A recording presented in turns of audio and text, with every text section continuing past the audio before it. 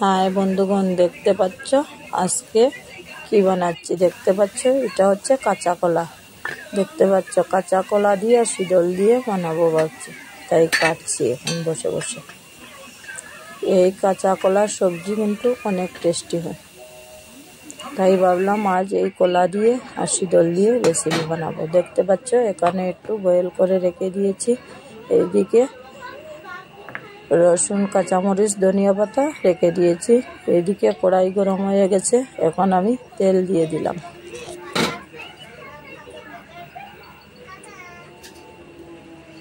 শিডলের সবজি তাই কম করে তেল দিচ্ছি। শিডলের সবজিতে বেশি তেল দিতে নাই, তাই কম করে তেল দিচ্ছি। এখানে কলার মধ্যে একটা আলু দিয়ে বয়েল করে রেখে দিয়েছি। কড়াই প্রায় গরম হয়ে যাচ্ছে।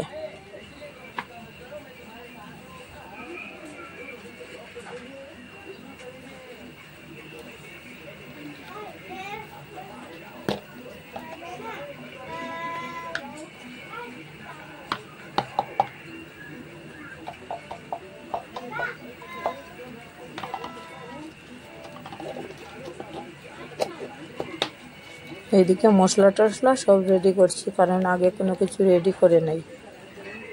মশলা রেখেছি। এইদিকে দেখতে পাচ্ছ শিডল বয়েল করে রেখে দিয়েছি। তেল গরম হয়ে গেছে, এখন আমি কাঁচা লঙ্কা আর রসুন সম্বাস দিয়ে দিচ্ছি। এখন কলা আলু দিয়ে দিলাম।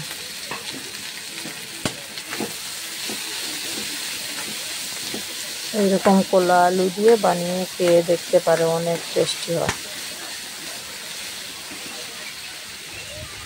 তারপর এখন আমি মশলা দিয়ে দেব। লবণ অলরেডি আগে বয়েল করার সময় দিয়ে দিচ্ছি। এখন হলদি পাউডার দিয়ে দিলাম।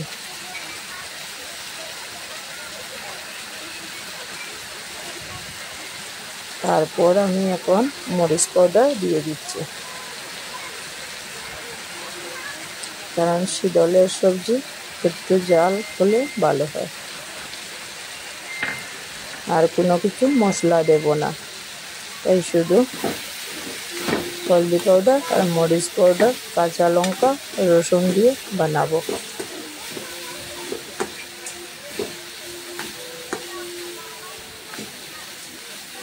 দেখতে পাচ্ছ এখন সবজিগুলো ফ্রাই করছি ভালো করে।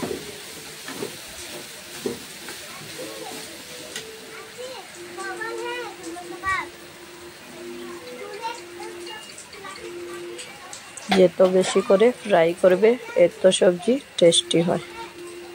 এখন দেখতে পাচ্ছ শিডল বয়েল করে রেখেছি, এর জল দিয়ে দিচ্ছি উপর থেকে। দেখতে পাচ্ছ নিচে অনেকগুলো কাটা জমা হয়ে গেছে।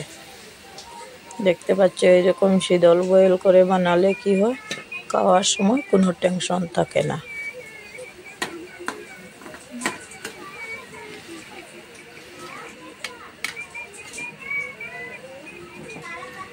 এখন হাতা দিয়ে একটু নাড়াচাড়া করে দিচ্ছি, কারণ আলু কলাগুলো একসাথে মিক্স করার জন্য। প্লিজ যারা যারা আমার ভিডিও দেখছেন সাথে থাকবেন, পুরো ভিডিও দেখবেন। দেখতে পাচ্ছ শুকিয়ে গেছে জল। দেখতে পাচ্ছ আলু কাঁচা কলার রেসিপি রেডি। এখন আমি ধনিয়া পাতা দিয়ে দিলাম। ধনিয়া পাতা দিয়ে মিক্স করে নিচ্ছি। এখন আমি সবজিগুলো নামিয়ে নিচ্ছি। দেখতে পাচ্ছ কতটুক কলা কাটছি আর কতটুক হয়েছে। এখন